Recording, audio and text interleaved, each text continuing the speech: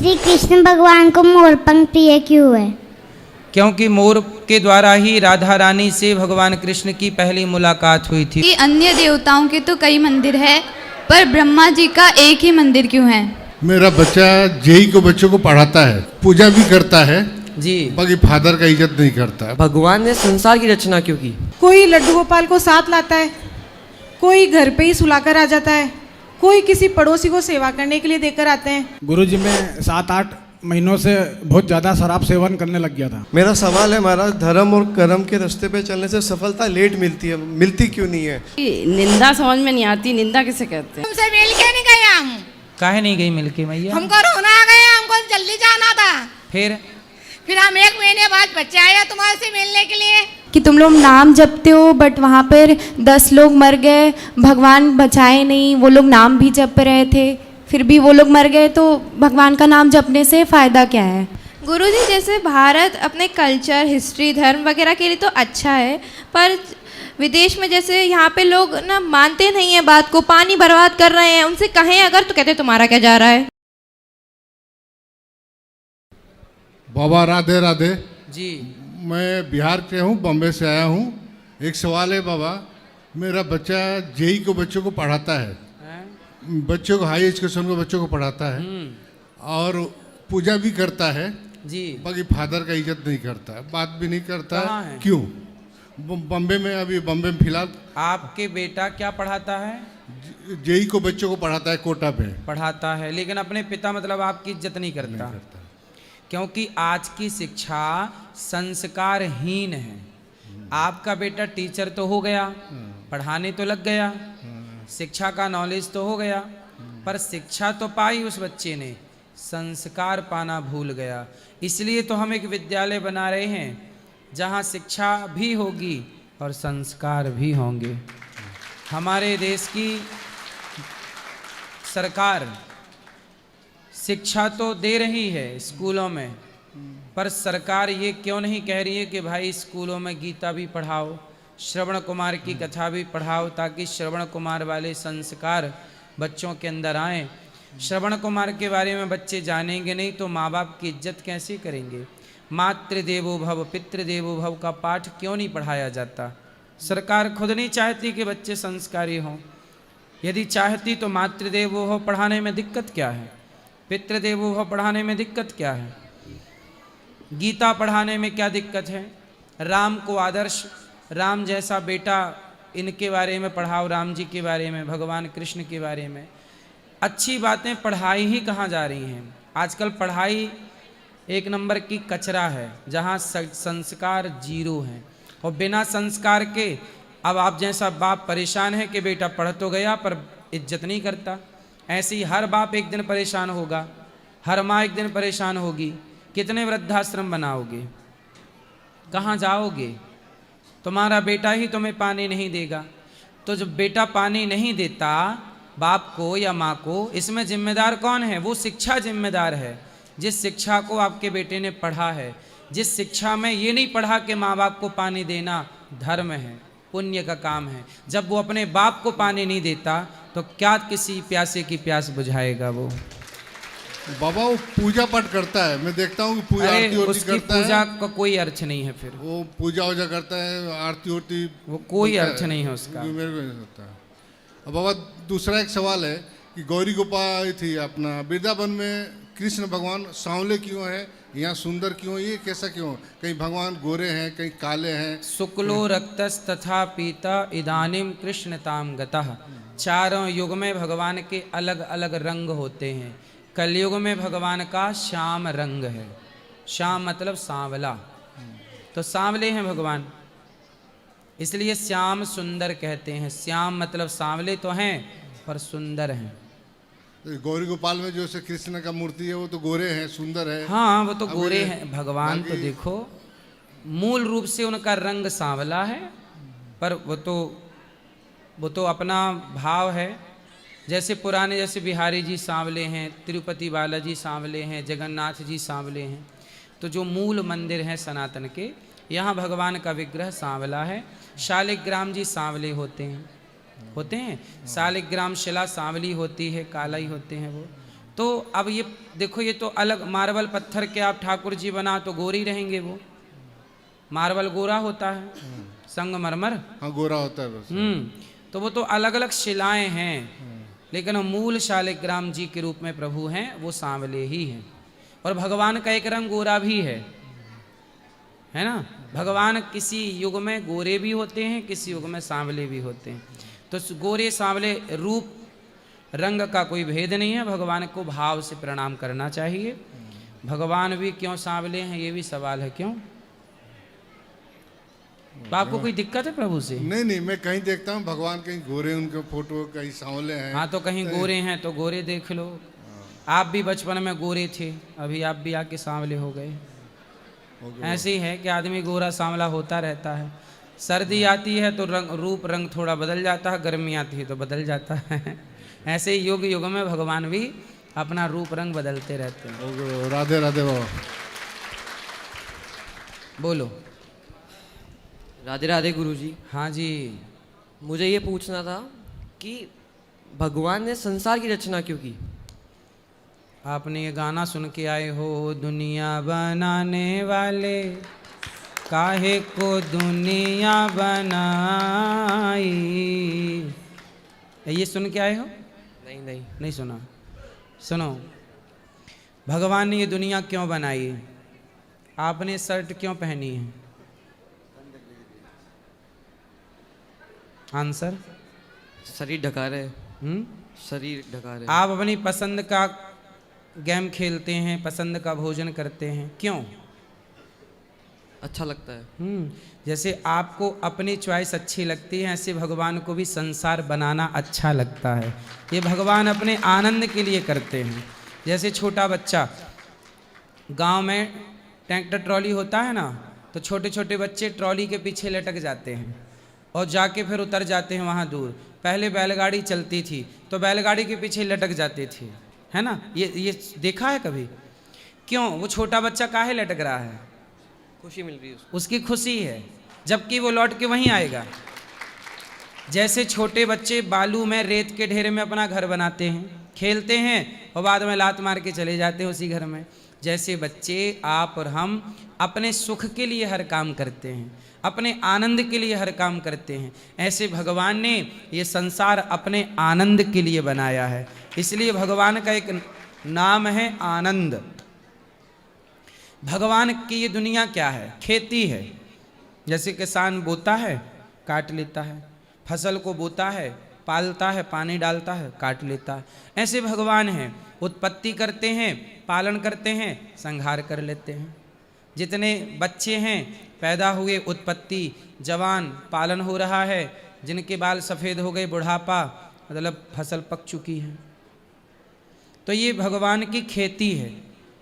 दुनिया में आना, पालन, ये ईश्वर का क्रम है, इसी से सब कुछ चलता है। यदि कोई मरे ही ना तो सोचो क्या होगा।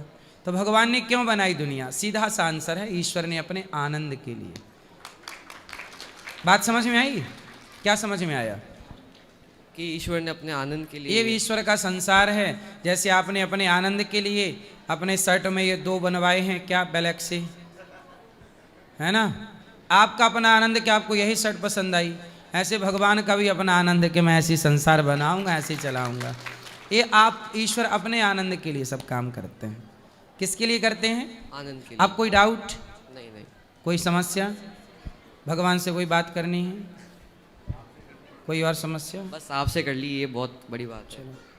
भगवान कभी मिलें तो जरूर पूछना कि प्रभु आपने दुनिया क्यों बनाई। जरूर जरूर। और ये इस प्रश्न का सटीक उत्तर भगवान ही दे सकते हैं। तो एक और क्वेश्चन। हाँ, भगवान को कैसे मिले? भगवान को कैसे मिले? मीरा को कैसे मिले? ध्रुव को कैसे मिले? प्रहलाद को कैसे मिले? आप बताओ कैसे मिले? उन्होंने भक्ति, बहुत अच्छी भक्ति करी। हाँ, बस आपको पता तो है। फिर जिस रास्ते से ध्रुव प्रहलाद को प्राप्त हुए, मीरा, तुलसीदास, रैदास को प्राप्त हुए, उसी रास्ते से आपको भी मिले। रास्ता एक ही है। अब बोलो, समझ में आई? हाँ। क्या समझ में आया? भक्ति करो और क्या। बस, बिना प्रेम, बिना भक्ति के भगवान नहीं मिलते। अच्छा ये बताओ, बिना पढ़े डिग्रियां मिल जाएंगी? नहीं। बिना पढ़े डिग्री नहीं मिलती तो बिना भक्ति के भगवान कैसे मिलेंगे? ठीक है। बिना मेहनत किए सफलता मिलती है? नहीं। बिना मेहनत की सफलता नहीं मिलती तो बिना प्रेम भक्ति की भगवान कैसे मिल जाएंगे?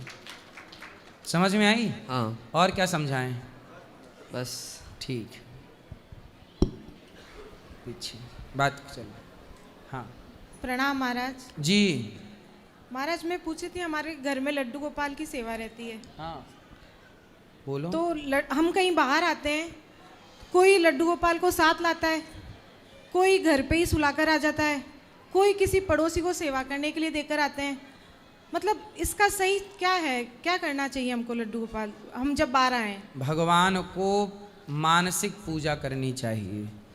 मानसिक, मन से भगवान को, जैसे आप स्नान मैं कथा में मानसिक पूजा कराता हूँ। भाव बनाइए कि हम भगवान को स्नान करा रहे हैं, भोग लगा रहे हैं, भगवान की सेवा कर रहे हैं। भाव का भूखा हूँ मैं, भावग्राही जनार्दन।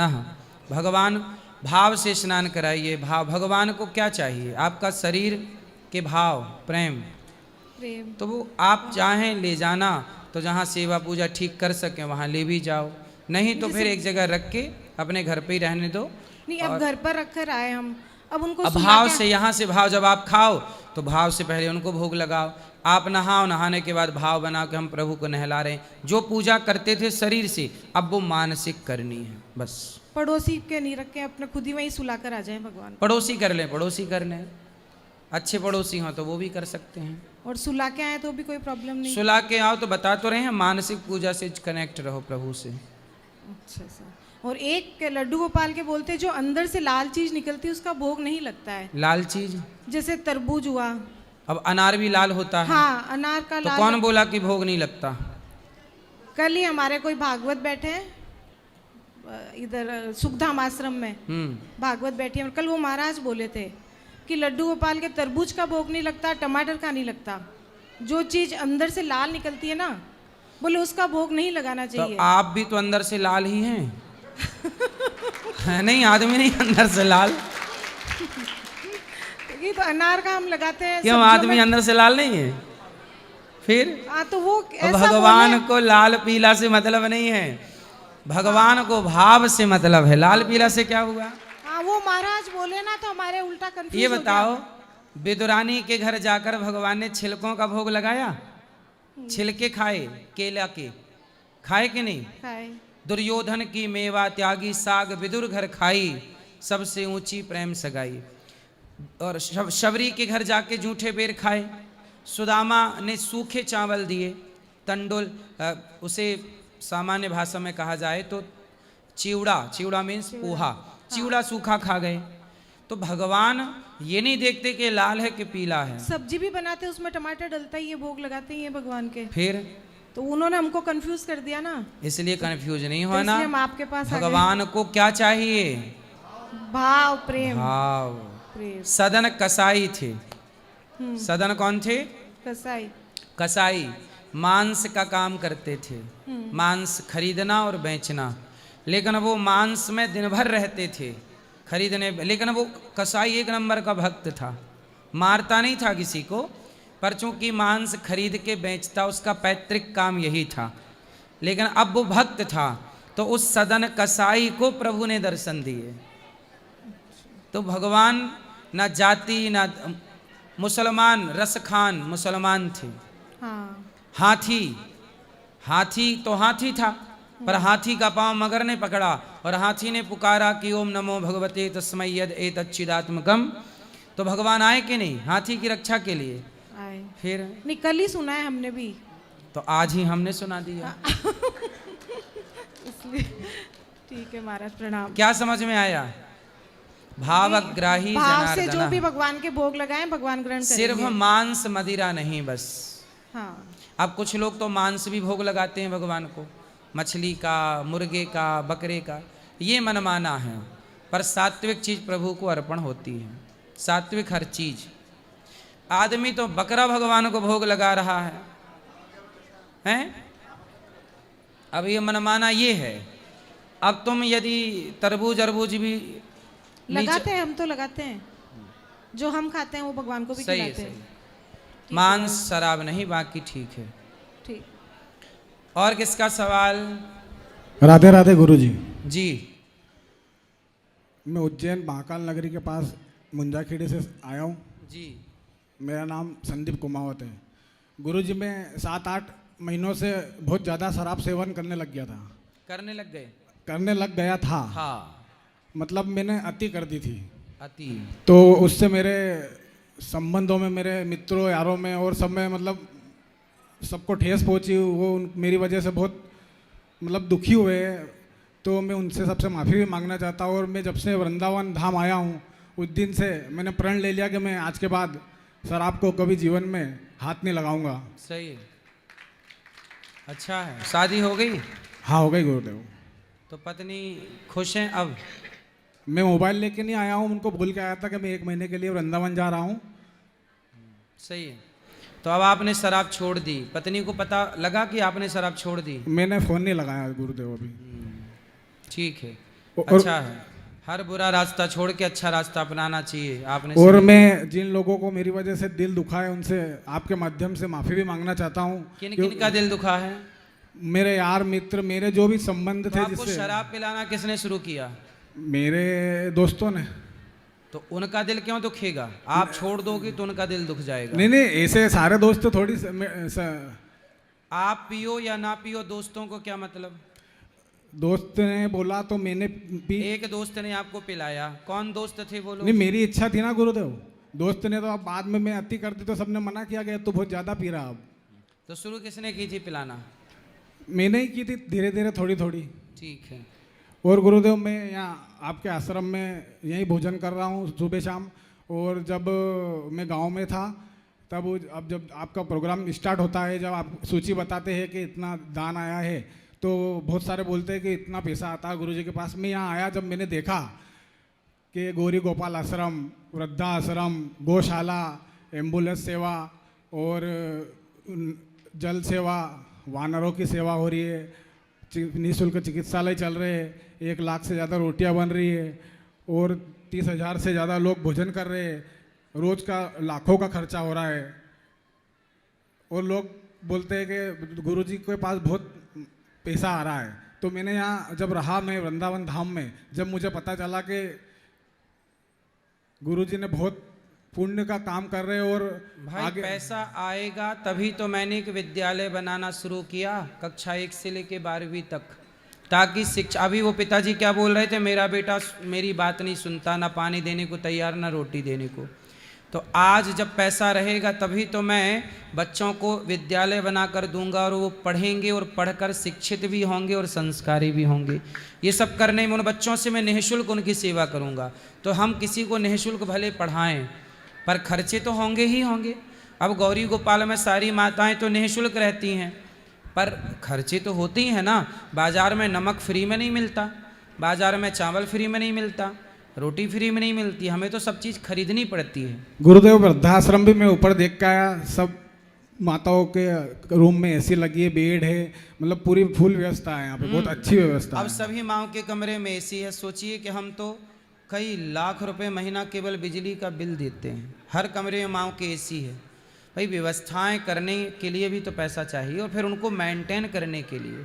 अब कोई भी माँ बीमार पड़ जाती है, लोग तो ये कहते हैं बहुत पैसा है, बहुत पैसा है। भाई हम पैसे से, हम दारू तो पी नहीं रहे हैं, हम पैसे से गांजा तो पी नहीं रहे हैं, हम पैसे से 30,000 लोग गौरी गोपाल में भोजन कर रहे हैं। अब सोचिए आप लोग यहाँ बैठे हैं ना, यहाँ पे आपको गर्मी लग रही है? बाहर जितनी गर्मी उतनी यहाँ है, क्योंकि यहाँ एसियाँ चल रही हैं। आपसे हमने 1 रुपये नहीं लिया, लेकिन बैठने की ऐसी व्यवस्था, एयरपोर्ट पे यदि आपकी फ़्लाइट लेट है और आपको यदि बैठना है कोई सेपरेट जगह में तो वहाँ पैसे लगते हैं बैठने के, एयरपोर्ट में।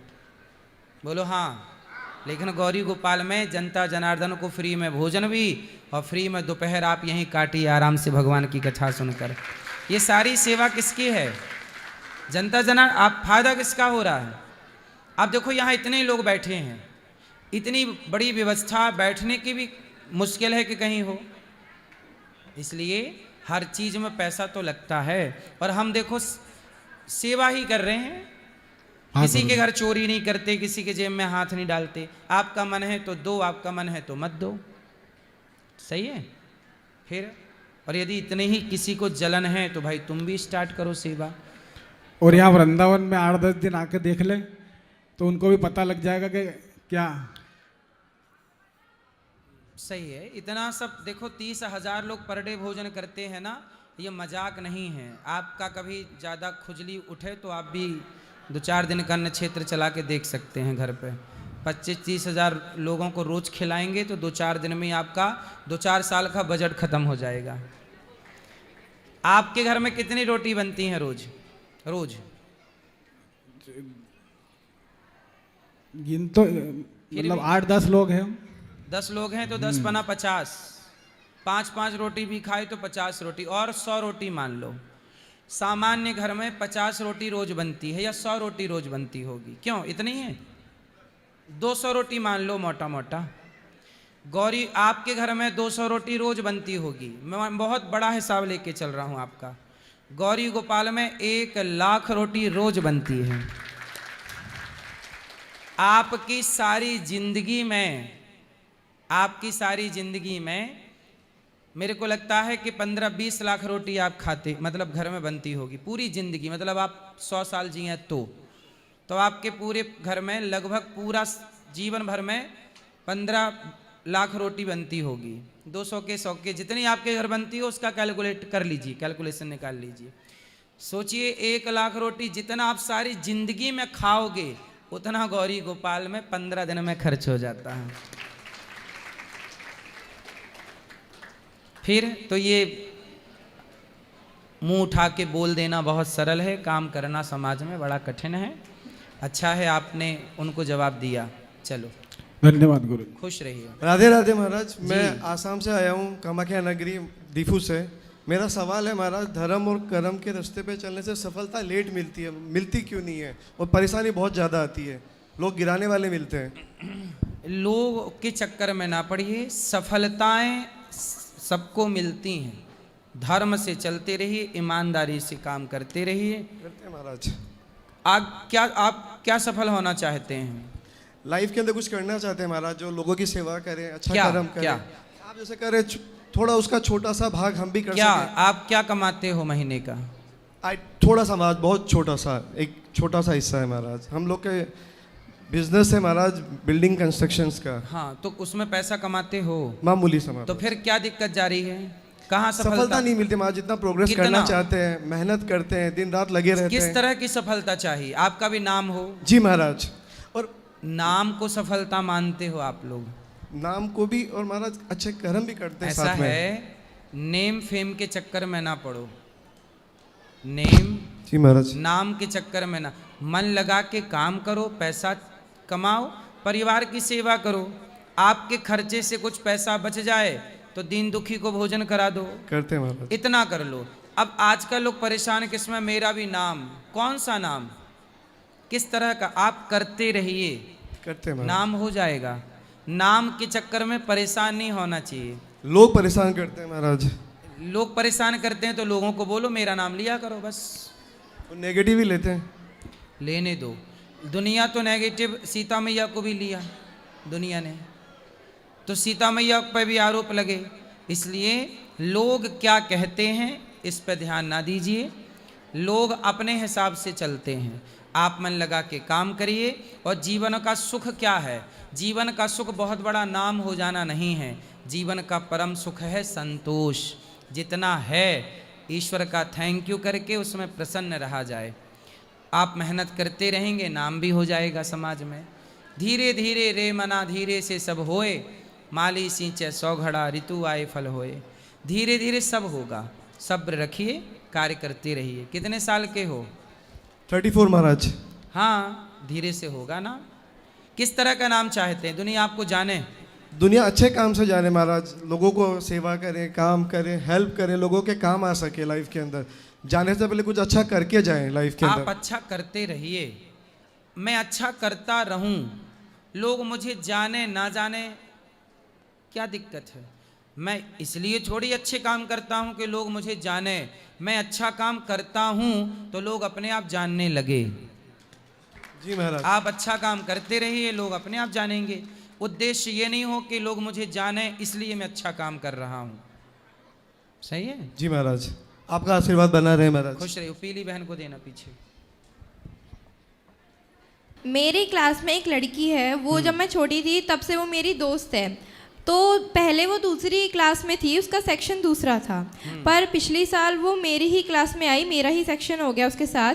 तो जब हमारे बीच में कंपटीशन होने लगा, तो जब मैं उससे आगे निकल गई तो उसे मुझसे जलन और ईर्ष्या वगैरह होने लगी। तो मैं उससे अगर पूछती थी कि टीचर ने क्या कराया है, कोई काम है, कोई टेस्ट तो नहीं दिया है, तो वो मुझे छुपाती थी, मुझे बताती नहीं थी। और अगर मेरी कॉपी रह जाती थी तो वो इधर उधर कर देती थी ताकि मैं आगे ना बढ़ सकूं। फिर जब वो आ गई, मुझसे आगे चली गई जैसे तैसे, फिर अगर मैं उसके साथ वैसा ही व्यवहार करूं तो क्या मुझे पाप लगेगा? मैं गलत हूं? नहीं, ऐसा है ना बेटा, देखो कुत्ता यदि भौंकता है तो कुत्ते की तरह हम तो व्यवहार नहीं करते कि तूने भौंका तो हम भी भौंकेंगे। ठीक है? आम की तरफ लोग लाठी फेंकते हैं, आम की ओर पत्थर फेंकते हैं, लेकिन आम तो पत्थर नहीं फेंकता, आम तो मीठे मीठे फल देता है। सामने वाला यदि हमारे साथ गलत व्यवहार करता है, ये उसका संस्कार है, हम उसके साथ क्यों करें? इसलिए आप अच्छा करते रहिए, आप अच्छा करेंगे, आप उसके साथ छल कपट मत करिए। भाई तुम भी आगे बढ़ो, हम भी आगे बढ़ें। ऐसा है ना कि एक सिद्धांत याद रखिएगा, हम दूसरे की लकीर को छोटा ना करें, अपनी लकीर को बड़ा करें। अपनी लकीर को बड़ा करें, आप अपने को बेहतर कीजिए। वो क्या कह रही है, कर रही है, कॉपी मत कीजिए उसको। आप अपने को इतना महान बनाइए, अपनी सोच को, अपने विचारों को, कि आपको कॉपी लोग करें, आपको किसी को कॉपी करने की ज़रूरत नहीं है। गुरुजी, जैसे अगर मैं उसके साथ फिर भी अच्छा करती रहूं तो फिर वो मेरे साथ और बुरा करती है, और मतलब ऐसे। दूरी, साम दाम दंड भेद, 4 नीतियां हैं, समझाओ। ये आखिरी में नीति है भेद। जो व्यक्ति अपने हिसाब का नहीं है उसका परित्याग कर देना चाहिए। शरीर में यदि किसी अंग में पॉइजन हो जाए तो डॉक्टर क्या सलाह देते हैं कि इस हिस्से को काटना पड़ेगा। उंगली काट देने से पूरा हाथ बच रहा है, तो उंगली काट देना समझदारी है कि नहीं? ऐसे ही जो आपको अशांति दे रही है, ऐसी आपकी सहेली, आपकी फ्रेंड, उसका परित्याग मतलब उससे दूरी बना लो। आप अपने को उससे क्या कर लो? दूर। तू कुछ भी कर, हमें क्या, हम दूर। जो व्यक्ति हमारे जीवन में अशांति पहुंचाए उससे दूरी बना लेना चाहिए। और गुरुजी, जैसे एग्ज़ाम्स आते हैं तो बहुत मतलब ऐसा हो जाता है कि स्ट्रेस हो जाता है, और वो मेरी दोस्त है ना, तो वो आगे, तो हम इससे मेहनत करते हैं तो ऐसा लगता रहता है कि हमारी मेहनत कम तो नहीं चल रही। वो आगे जाए, भगवान से कामना करिए कि वो आगे जाए, लेकिन मैं किसी के पीछे रहने की कामना क्यों करूं कि वो मेरे से पीछे, मैं भी आगे चलूं, वो भी आगे चलो। भाई बहुत लड़कियां हैं आपकी तरह, ये थोड़ी कि सबसे आगे आपको ही जाना है। भगवान करे आप सबसे आगे जाओ, लेकिन सब आगे चलें। मैं अपना इतना स्वार्थी क्यों बनूं कि मैं सबसे आगे जाऊं और सब पीछे रहे? नहीं, सब आगे चलो, मैं सबके पीछे पीछे आता हूं। चलो। बड़ापन, बड़ा क्या है? बड़ा कौन है? जो झुक जाए, जो सबको आगे करे। तुम भी आगे आओ, मैं पीछे हूं ना। हनुमान जी जब सीता माँ की खोज में गए तो सारे बंदर भालू आगे आगे दौड़े, सबको लगा मैं खोज लाऊंगा सीता जी को तो मेरा नाम होगा। हनुमान जी बोले जाओ आगे, हनुमान जी सबसे पीछे रहे। जी, ये मेरी मम्मी, उनसे बात। आपने सुबह और कोई सवाल करना था? क्या सवाल थे आपके सुबह? बोलो। गुरुजी, आपके चरणों में कोटि कोटि प्रणाम जी। सवाल मेरा ये था कि निंदा समझ में नहीं आती, निंदा किसे कहते हैं? मतलब निंदक नियरे राखिए। निंदा, जैसे कोई आपको कह दे तुम बहुत मोटी हो, अगर मैं हूँ तो ये निंदा हो गई? नहीं, ये निंदा नहीं है। हाँ, बस आपको बुरा नहीं लगना चाहिए। नहीं, जैसे चोर को चोर कह दिया तो ये निंदा नहीं है। हाँ। लेकिन चोर, जैसे कोई व्यक्ति चोर नहीं है और उसे आपने चोर कह दिया तो ये निंदा है। चोर को चोर कहना निंदा नहीं है, पर जो चोर नहीं है उसे चोर कहना निंदा है। जो गलत है उसे गलत कहना निंदा नहीं है, लेकिन जो गलत नहीं है उसे गलत कहना निंदा है। ये जैसे हम कहीं गए किसी के घर तो वहाँ की सारी बातें बता रहे हैं यहाँ अब आके, जैसे उसने ऐसा आपके किया, बारे वैसा में किया। जैसे आपके बारे में कोई आपके रिश्तेदार या पड़ोसन उल्टा सीधा कहे, अरे वो तो ऐसी है, वो तो वैसी है, व्यर्थ में, मतलब जबकि आप ऐसे हैं नहीं, पर फिर भी आपके बारे में कुछ भी तोड़ मरोड़ के बोलना, ये निंदा है। समय किसी के बारे में बात करना और व्यर्थ की बातें, ये सब कुछ निंदा है। मतलब वो निंदा है जो हम उसके मुंह पे नहीं कह सकते। ऐसा है जो बात कि हम- जैसे आप गलत हैं किसी क्षेत्र में, आपने ये बात गलत कही तो हमने कह दिया कि देखो आपने यहाँ गलती की, हमने आपके मुंह पे गलती कह दी। जैसे ये बच्चा गलत है, हमने कह दिया बेटा तुम यहाँ पर गलत हो, तो गलत को गलत कह देना ये निंदा नहीं है, ये तो आपने उसका भला किया। वही बात हम जैसे किसी उससे ना कहें दूसरे से कहते हैं तो वो निंदा है ना। हाँ, अब जैसे मैं गलत हूँ और आप डायरेक्ट मेरे से कहो कि महाराज जी आप यहाँ पर गलत हैं, इसे ठीक कर लीजिए, तो आपने मेरे सामने मेरे से कहा, मतलब आप मेरे शुभ चिंतक हैं कि आप मेरी गलतियां सुधारना चाहते हैं। लेकिन आप मेरी गलती किसी और से कहें, अरे अनिरुद्धाचार्य जी ने तो ये गलती की, तो वो निंदा हो जाएगी। जैसे आपकी बेटी को भोजन बनाना नहीं आता, तो आपको बोलते बेटा भोजन सीख लो बनाना, आप 10 बार सिखाती हो, नहीं आता तो बताती हो, है ना, उसे कहती हो तेरे को नहीं आता, ये निंदा नहीं है। लेकिन आप दुनिया से कहो कि भाई उसकी देखो हमारी बहू को तो रोटी बनाना नहीं आता, नहीं आता तो सिखाओ। नहीं, जैसे किसी के घर गए हम तो वहाँ जो भी कुछ हुआ हम उनके मुंह पे तो कह नहीं सकते कि उन्होंने हमें चाय नहीं दी, चाय की नहीं पूछी, पानी, मतलब तो अच्छा, यही बात हम घर पे आके किसी और से कह रहे हैं। किसी के घर जाया करो तो अपनी पूंछ में आग लगा के जाया करो। हनुमान जी लंका गए तो पूंछ में क्या लगा ली? ये आपने क्या बोला, हमें चाय को नहीं पूछा, हमें बैठने को नहीं पूछा। किसी के घर गए हैं तो जाओ अपना व्यवहार दो लो और चले आओ, चाय पूछा नहीं पूछा, शादी मतलब ये बात किसी से ना कहें हम। क्यों कहना है किसी के बारे में, क्यों कहना, तुमने हमें चाय नहीं दी, ये भी कोई कहने की बात है? वो ऐसा किया वैसा पूछा, किया, हमें उसने पूछा नहीं, हमें इसने पूछा नहीं। अपनी पूंछ में जल्दी से आग लगा लो, ये पूंछ अच्छी नहीं है, ये पूंछ नुकसान करती है। इसलिए किसी के बारे में किसी से क्यों कहना? समझ में आ गया गुरुजी।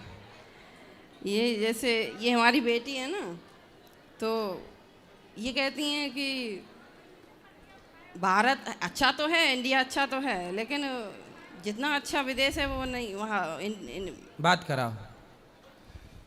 गुरुजी, जैसे भारत अपने कल्चर, हिस्ट्री, धर्म वगैरह के लिए तो अच्छा है, पर विदेश में जैसे यहाँ पे लोग ना मानते नहीं है बात को, पानी बर्बाद कर रहे हैं, उनसे कहें अगर तो कहते हैं तुम्हारा क्या जा रहा है, अपना काम करो, और कचरा फेंकते हैं। वहाँ के लोग समझते हैं और सरकार भी सुनती है बात को। यहाँ पे सरकार न्याय नहीं मिलता। आप गई हैं विदेश? नहीं, मैंने देखा है। आप नहीं गई? नहीं, मैं नहीं गई। आप गई नहीं है इसलिए कह रही हो, दूर के ढोल सुहावने लगते हैं। आप विदेश गई नहीं हो इसलिए विदेश अच्छा लगता। ये बात आपने बिल्कुल सही कही कि भारत में लोग लापरवाह हैं। पानी की टंकी भर गई है, पानी बहा रहे हैं व्यर्थ का, कचरा कहीं भी डाल रहे हैं। सड़क पर चलेंगे तो ना इस तरफ देखेंगे ना उस तरफ, सीधा चल पड़ेंगे, भले सामने वाले का या खुद का एक्सीडेंट हो जाए। हमारे यहाँ ये सारी चीज़ें क्यों हैं? क्योंकि हमारी सरकारों ने पढ़ाया नहीं अच्छे से। अच्छा, विदेशों में क्या है? विदेशों में भ्रष्टाचार नहीं है। हाँ जी। विदेशों में भ्रष्टाचार नहीं। हमारा देश भी अमेरिका से अच्छा हो सकता है, लेकिन हमारे देश में भ्रष्टाचार तो समाप्त हो। जी जी। नेता भ्रष्ट हैं, सिस्टम भ्रष्ट है। हमारे यहाँ स्कूल में क्या ये नहीं पढ़ाना चाहिए कि सड़क ट्रैफिक नियम क्या होते हैं? स्कूल में इतना पढ़ाते हो तो स्कूल में ही ट्रैफिक नियम पढ़ाओ, ताकि बच्चा बचपन से ट्रैफिक नियम को फॉलो करे। कहाँ कचरा फेंकना है, कहाँ नहीं फेंकना, ये स्कूल का हिस्सा रहा है, ये स्कूल में बताओ। अब वहाँ क्या है, विदेश में सब लोग पढ़े लिखे हैं। सब लोग क्या हैं? पढ़े लिखे हैं, तो उन्हें पता है। अच्छा, वहाँ फाइन है, यदि आप सड़क पर थूक देते हैं, यदि आप सड़क पर कचरा फेंकते हैं, कैमरे लगे हैं, फाइन लगेगा। आपने यदि ट्रैफिक का नियम तोड़ा तो वहाँ पे लाइसेंस के नंबर कट हो जाते हैं, मैं गया हूँ बहुत सारे देशों में, मैंने देखा है वहाँ व्यवस्थाएं अच्छी क्यों हैं? क्योंकि वहाँ सारे लोग एजुकेटेड हैं, पढ़े लिखे। हमारे यहाँ पढ़े लिखे लोग नहीं हैं, हमारे यहाँ लोग पढ़ते ही नहीं हैं, सरकारें ठीक से पढ़ाती नहीं हैं। जी सरकारें अब देखो पढ़ाई के नाम पे क्या पेपर लीक हो जाता है, हमारे पेपर तो सुरक्षित है नहीं, और क्या सुरक्षित रहेगा? सही बात ये है। हमारी पढ़ाई का स्तर है। हमारे देश में इस तरह का भ्रष्टाचार है कि जो नीट का पेपर बनाने वाले लोग थे उन्होंने मोबाइल पर फोटो खींच ली, अच्छा अपने वाले को बता देंगे देख ये आने वाला है। इतना बेईमान, ये समाज कितना बेईमान हो रहा है। ये गद्दारी है देश के साथ। ये क्या है? ये एक व्यक्ति गलत कर रहा है और पूरे 30-40 लाख बच्चे परेशान हो रहे। गलती किसने की? एक ने। और परेशान कितने हुए? 50 लाख बच्चे परेशान हो गए। इसका मतलब ये हुआ कि हम अपने देश से प्यार नहीं करते। पानी नहीं बचा रहे हैं, इसका मतलब हम अपने देश से प्यार नहीं कर रहे हैं। हम अपने देश में कहीं भी कचरा फेंक रहे हैं, मतलब हम अपने देश से प्यार। राष्ट्रभक्ति भी स्कूल में पढ़ाई जानी चाहिए। यदि पढ़ाई जाए तो भारत अमेरिका से बहुत आगे निकल जाए। हमारी संस्कृति अच्छी है बेटा, वहाँ तो नंगापन ज़्यादा है। विदेशों में वहाँ पहनने का कल्चर अच्छा नहीं है, वहाँ खाने का कल्चर अच्छा नहीं है, वहाँ शादी है ही नहीं, वहाँ सिर्फ लिव इन है। आज इस पुरुष के संग, कल उस स्त्री के संग, परसों के संग, हर 2-4 साल में, मतलब हर साल वहाँ स्त्री पुरुष बदल जाते हैं। वहाँ किसका लड़का है पता ही नहीं है। विदेशों में माँ कन्फर्म होती है, किसी का बाप कन्फर्म नहीं है, पूछ लीजिए किसी से। अंग्रेजों में पता ही नहीं है किसका लड़का है, क्योंकि बाप कन्फर्म नहीं है। हमारे यहाँ तो बाप कन्फर्म है कि नहीं? जी जी। तो आप बताओ कौन सा देश अच्छा है, जहाँ बाप कन्फर्म है वो, कि जहाँ बाप ही कन्फर्म नहीं है वो? जी भारत। फिर भारत तो माता है, भारत सबसे अच्छा है। हाँ, पर व्यवस्थित होना, इस व्यवस्थित होने के लिए क्या करना पड़ेगा बेटा? आप जैसी लड़कियों को पढ़ लिख करके और देश की प्रधानमंत्री, राष्ट्रपति आपको बनना पड़ेगा, फिर देश को बेहतर करना पड़ेगा, है ना। आप जैसे लोगों को आगे आना पड़ेगा, देश के राजनीति में आप जैसे पढ़े लिखे लोगों को ऐड होना पड़ेगा। अभी तो अधिकांश राजनेता मूर्ख हैं, 7वीं फेल। तो ये क्या भारत को ठीक बनाएंगे? ये तो सब अनपढ़ हैं खुद। जब खुद अनपढ़ हैं तो बनाएंगे क्या? खुद भ्रष्ट हैं तो बनाएंगे क्या? इसलिए आप जैसे अच्छे लोग, जो और कैसे लोग, जो राष्ट्र प्रेमी हों, जो अपने भारत माता से क्या करते हो? बात कराओ, प्रेम प्रेम। इसलिए आपको भारत से क्या करना होगा? प्रेम। अपने राष्ट्र से प्यार कीजिए। हमारा भारत सबसे अच्छा है। कभी मत कहिए कि भारत से अच्छा कुछ है। आप घूम के आना दुनिया, जब घूम के आओगी ना बेटा, तब आपको पता चलेगा कि जैसा भी है अपना भारत ही सबसे अच्छा है। विदेशों में घर में कोई मर जाता है ना, तो तब तक उसको कोई नहीं देखता जब तक लाश सड़ नहीं जाती। बगल में कोई मर गया तो जब तक सड़ेगा नहीं, बदबू आएगी ना सड़ने के बाद। हमारे यहाँ तो कांटा लग जाता ना गांव में किसी को, तो 4 लोग पूछने आते हैं, भाई साहब कहाँ लगी, ज़्यादा तो नहीं लगी तुम्हारे लड़के को, तुम्हारी लड़की को? आपको तनिक कष्ट हो जाए ना तो 4 लोगों के फ़ोन आ जाएंगे, बेटा कहीं ज़्यादा तो नहीं लगी। लेकिन विदेशों में आप मर जाएंगे, कोई नहीं आएगा। जब सड़ जाएगी तो पुलिस आएगी, उठा के ले जाके जो वहाँ का प्रोसेस करेगी। बात समझ में आई? जी। क्या समझ में आया? कि भारत अच्छा होता है और वहाँ पे लोग मतलब एक दूसरे से मतलब नहीं रखते और वहाँ इतने पढ़े लिखे हैं कि किसी का किसी से मतलब, किसी की कोई हेल्प नहीं करता। मैं वहाँ पे गया था अमेरिका में या हाँ अमेरिका में था या ऑस्ट्रेलिया, हाँ ऑस्ट्रेलिया अमेरिका की बात है। मैं वहाँ गया समुद्र के किनारे, तो वहाँ एक बगीचा था, पेड़ पौधे लगे थे, वहाँ ढेर सारी गिलहरी थी। तो मेरा मन हुआ कि मैं गिलहरियों को ना कुछ खिलाऊं वहाँ पर। तो मैं केला लेके गया था और कुछ मेरे पास कुछ और भी था, चने बने थे, तो मैंने गिलहरी को दिया। तो वहाँ का सिस्टम आके बोला नो आप ये नहीं खिला सकते। मतलब वहाँ पर किसी की हेल्प नहीं कर सकते आप चाह कर भी। वहाँ गिलहरी को, वहाँ पशु पक्षी को आप नहीं खिला सकते। हमारे भारत में सबके खिलाने पिलाने में आज़ादी है, वहाँ पे नियम है कि आप नहीं कर सकते ये सब काम। मतलब वहाँ पे केवल अपना स्वार्थ है, अपना अपना है। वहाँ के लोग भी अपने देश के लिए समर्पित हैं, ठीक है, लेकिन हमें अपने देश को अच्छा बनाना है। ये सही है कि हमारा देश अभी सुव्यवस्थित नहीं है, पर हम ये नहीं कह सकते कि नहीं है तो गंदा है। अरे गंदा भी हमने ही किया है। यदि देश गंदा है तो इसको गंदा किसने किया है? हमने किया है, अब हम ही सही करेंगे। ठीक है जी, धन्यवाद। राधे राधे। गुरुजी जैसे गुरु मंत्र को हमेशा मन में चलते फिरते जप लेना सकते हैं ना? सही ले सकते हैं। चलो राधे राधे, बोलो। धन्यवाद गुरुजी। बोलो मैया। जी हाँ, हम अगली चक्कर आए थे महीने बाद, तो तुमसे मिल के नहीं गए हम। काहे नहीं गई मिलके मैया? हमको रोना आ गया, हमको जल्दी जाना था। फिर हम 1 महीने बाद बच्चे आए तुम्हारे से मिलने के लिए। हमारा पूजा पाठ में ध्यान नहीं लग रहा है, 1.5 साल हो गया। कहाँ ध्यान है आपका? हमारा का भी ध्यान नहीं है, क्या मालूम क्या हमारा दिमाग में चलता है 24 घंटा। तो आप बताओ क्या चलता है 24 घंटा? हमारे पूजा पाठ में पहले बहुत ध्यान था गुरुजी। शाम से 4 बजे रात से उठते पूजा पाठ करते, जब हमको शांति मिलती थी। अब कहाँ ध्यान है ये बताओ? हमारे 12 महीने 1.5 साल हो गए हमारे पूजा पाठ में। तुलसी के पौधे में भी जल चढ़ाने ध्यान नहीं लगता। कहाँ गया ध्यान?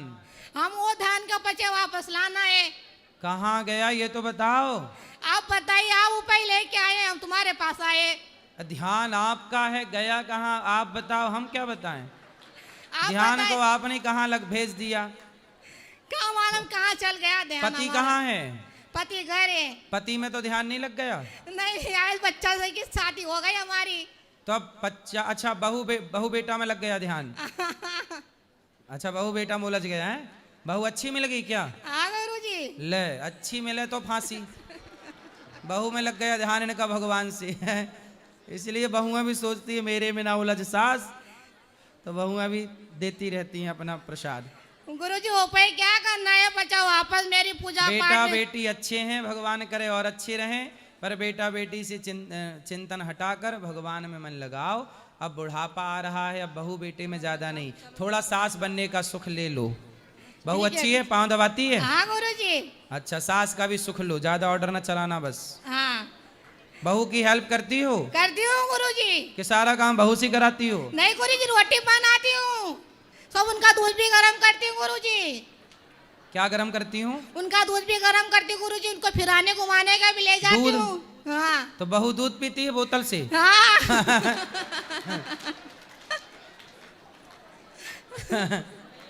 चलो अच्छा, अच्छी सास हो। हाँ गुरुजी, बच्ची है वो अभी। अच्छा छोटी इतनी है क्या? 18 साल की है गुरुजी। हैं? 18 साल की। अच्छा तो मतलब अभी बोतल से दूध पी रही है? हाँ। सही, अच्छा तो हम पिलाओ बोतल से दूध। अच्छी बहू है, ऐसे ही है। हाँ। अच्छा दूध गर्म कर देती हो तो बोतल धुल दिया करो, बैक्टीरिया हो जाते हैं। सही है? हाँ गुरुजी। सही है। वाला गुरुजी हमारा 12 महीने 1.5 साल होगा पूजा में ध्यान नहीं लग रहा है। अब थोड़ा सा कथा सुना करो रोज। कथा सुनोगे तो फिर ध्यान लग जाएगा। गुरुजी ठीक है। हाँ। हेलो जी राधे राधे गुरुजी। हाँ जी। मैं गुजरात से हूँ। हैं? गुजरात से आई हूँ, पहली बार आई थी तो आपसे मिलन नहीं हुआ था। अब मिलो। अब मेरा सवाल है एक। बताओ। मेरे घर में मैं बोलती हूँ कि मतलब महाराज जी बोलते हैं मांस मछली नहीं खाना चाहिए, तो मेरे पति तो खाते नहीं हैं, मेरे बच्चे भी कोई नहीं खाता है। मैं लड्डू गोपाल जी रखी हूँ, सेवा सत्कार खूब करती हूँ। आपकी कथा से मेरे जीवन में बहुत बदलाव आया। मैं सब कुछ करती हूँ जो आप बताते हैं, वो सब कुछ मैं सही करती है, हूँ। कथा सुनते तो- रहिए, हाँ। सब सही होगा। तो वो बोलते हैं, सब लोग बोलते हैं, बच्चे लोग बोलते हैं, वो भी बोलते हैं कि मैंने महाराज जी बोलते हैं कि मांस मछली तो नहीं खाना चाहिए। लेकिन अर्जुन और सुभद्रा जी लड़ाई क्यों किए थे? वो मारे थे हंस को। तो अर्जुन और सुभद्रा, हाँ भाई अर्जुन सुभद्रा पति पत्नी है। नहीं, आप- वो जब शिकार खेलने गए थे। कौन सा शिकार? वो नहीं गए थे, अर्जुन जी गए थे और वो सुभद्रा माता गई थी। हाँ तो उधर भी शादी नहीं हुआ था, उसके बाद वो मारे थे तो लड़ाई हुआ था ना कि मेरा है ऐसा। आप वहाँ पे थी उस समय? नहीं मतलब हैं? दिखाता है ना टीवी पर। टीवी पे तो कुछ भी दिखा दे। और फिर वो जो भगवान जी बोले उनका अर्जुन को कि जाइए आप भोलेनाथ से ज्ञान लीजिए, गुरु बनाइए उनको। तो वहाँ भी वो मारे थे। पहले बोलते हैं दुर्योधन कि हमने मारे हैं, और भोलेनाथ बोलते थे कि मैंने मारा है। तो लड़ाई हुआ था ना, बतरस हो रहा था। दुर्योधन को तो भीम ने मारे हैं। वो बात नहीं बोले हैं। हैं? वो गुरु बनाने के लिए अब बोले थे ना दुर्योधन को, उनको अर्जुन को जी को कि जाइए आप भोलेनाथ से गुरु बना लीजिए। महाभारत से पहले। आपको अच्छे से महाभारत पढ़नी पड़ेगी। आपने कौन सी पढ़ ली राम जाने। नहीं, वो मैं टीवी में देखती हूँ इसीलिए। अरे टीवी पे तो कुछ भी दिखाते हैं। चलो ठीक है। बात राधे कराओ। राधे गुरु जी। राधे राधे महाराज जी। जी मैं राजस्थान से आई हूँ। मेरा प्रश्न ये है कि अन्य देवताओं के तो कई मंदिर है, पर ब्रह्मा जी का एक ही मंदिर क्यों है? एक इसलिए है कि एक में आप मन लगाओ। पुष्कर में ब्रह्मा जी को शाप है कि आपकी पूजा होगी नहीं ज़्यादा। नारद जी ने शाप दिया था, इसलिए ब्रह्मा जी की पूजा नहीं होती। ब्रह्मा जी की पूजा इसलिए नहीं होती क्योंकि उनको शाप है। ठीक है, इसलिए केवल एक ही है पुष्कर में। हाँ। बाकी कहीं नहीं है क्योंकि उनको शाप है। इस मनवंतर में और इस कल्प में पूजा नहीं है, आगामी कल्प में होती है पूजा। राधे राधे महाराज जी। जी श्री कृष्ण भगवान को मोर पंख प्रिय क्यों है? क्योंकि मोर के द्वारा ही राधा रानी से भगवान कृष्ण की पहली मुलाकात हुई थी। मोर के द्वारा ही मिलन हुआ था, और जब मिले तो मोर नाचा, तो जब नाचा तो मोर पंख गिरे, तो राधा रानी ने पहला तोहफा, पहला गिफ्ट भगवान कृष्ण को मोर पंख ही दिया। तो राधा रानी का दिया तोहफा कहाँ रखें, तो माथे पे लगा लिया प्रभु ने, इसलिए मोर पंख। चलो बात कराओ इसे। महाराज जी जय श्रीमन नारायण जी। महाराज जी मेरे 3 प्रश्न हैं, 2 मेरे हैं और एक मेरे परिवार वालों ने पूछा बोलो। है। महाराज जी हमारा ऐसा कौन सा पुण्य होता है जिसके बल पर हम वृंदावन आ पाते हैं?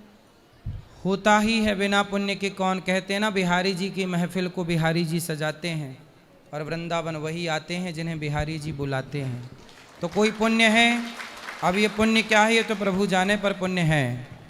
महाराज जी दूसरा प्रश्न ये है कि वृंदावन आने के बाद हमारे द्वारा कौन से अपराध नहीं होने चाहिए, क्योंकि हम महाराज जी ध्यान नहीं देते। अपराध कोई भी नहीं होने चाहिए और कहीं भी नहीं होने चाहिए। सबसे बड़े अपराध हैं झूठ बोलने का, छल करने का, धोखा देने का, यही अपराध बड़े हैं, बाकी तो सब ठीक ही है।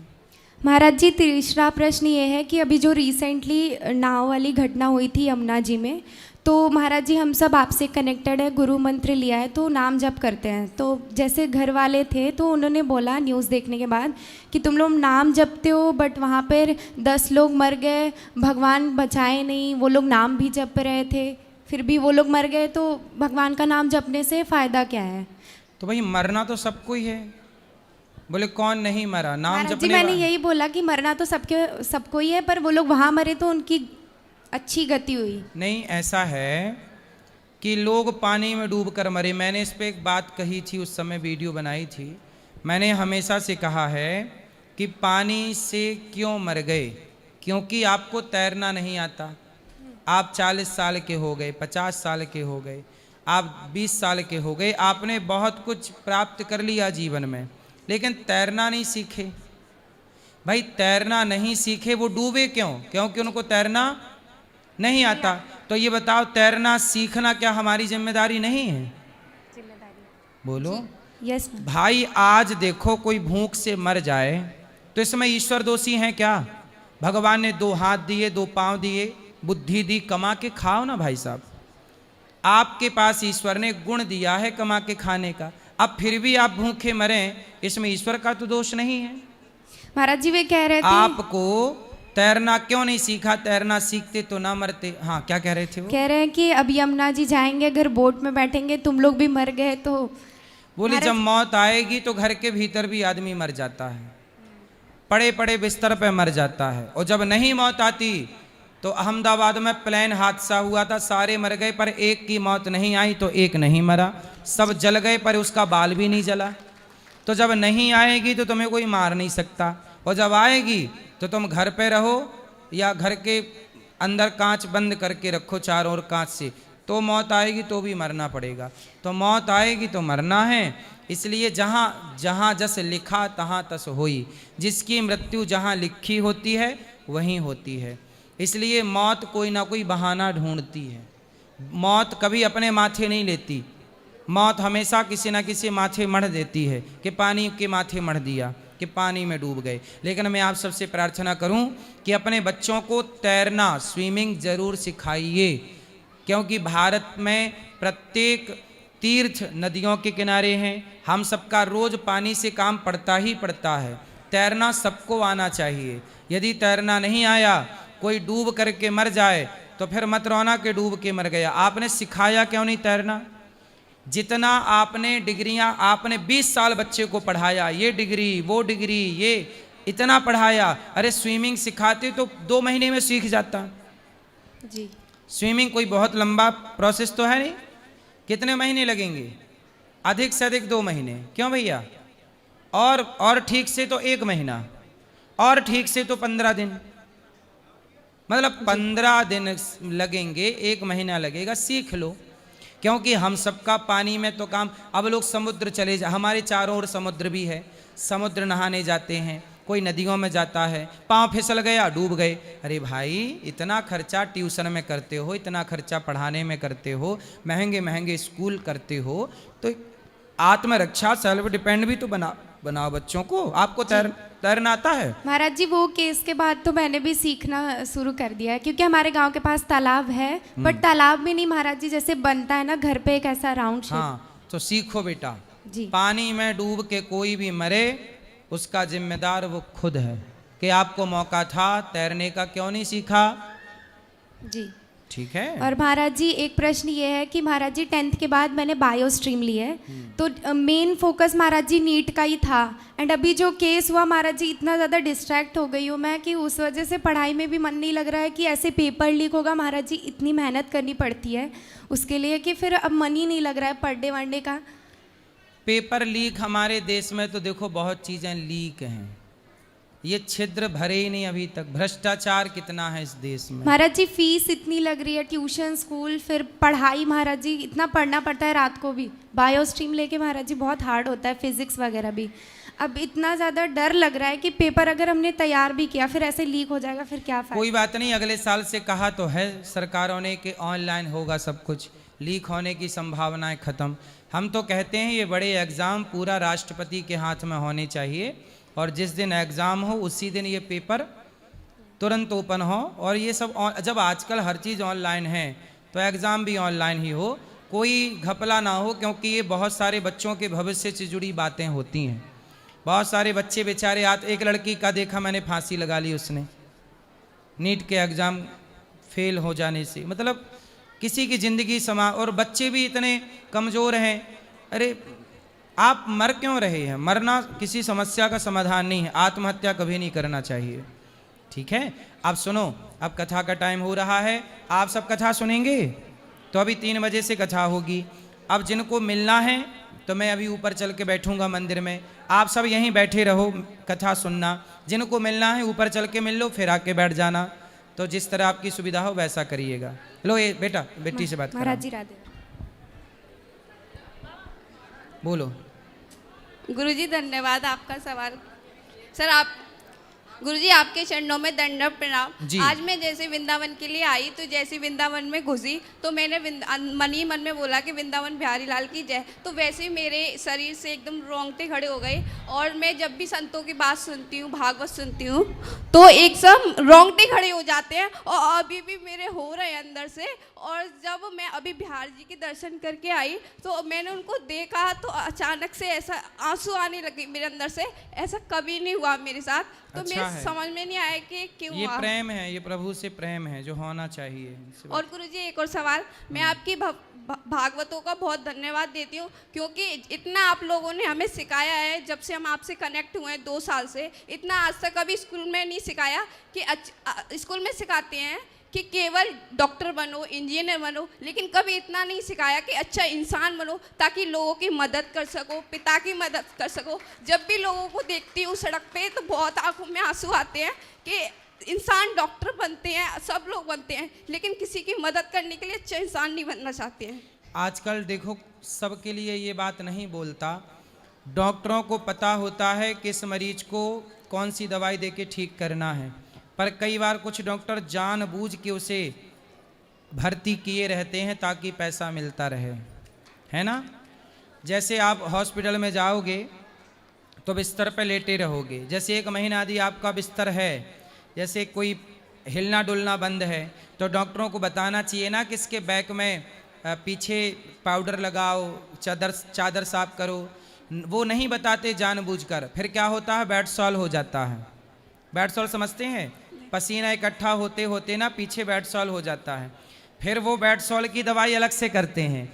वो खुद कुछ, मैं सबके लिए नहीं बोल रहा हूँ, पर कुछ डॉक्टर ऐसे होते हैं जो चाहते हैं कि ये और बीमार पड़े, क्योंकि एक बीमारी के बाद दूसरी पड़ेगी तो और इलाज करने को मिलेगा। आप किसी भी मरीज से पूछना, मरीजों को बिस्तर में, हॉस्पिटल में बेड सॉल ज़्यादा होता है।